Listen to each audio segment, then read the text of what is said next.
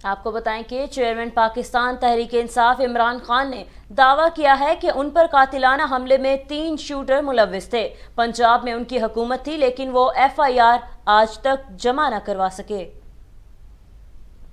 Video link press conference میں عمران خان کا کہنا تھا کہ اگر ہم جنگل کا قانون ختم نہیں کرتے تو ملک کا کوئی مستقبل نہیں۔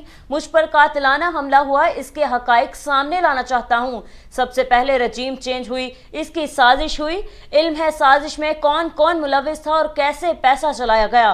عمران خان کا کہنا تھا کہ مجھے علم ہے کہ کیسے ایک آدمی نے حکومت گرانے کا فیصلہ کیا۔ ہمارے لوگوں کو بلا کر امریکی سفارت خانے میں بات کی گئی، کیسے ہمارے لوگوں کو لوٹا بنایا گیا، اور 10 اپریل کو پہلی بار لاکھوں لوگ سڑکوں پر آئے۔ سب نے ایک بات کہی، امپورٹڈ حکومت نامنظور۔ اب سوشل میڈیا کا زمانہ ہے، آواز بلند نہیں کر سکتے۔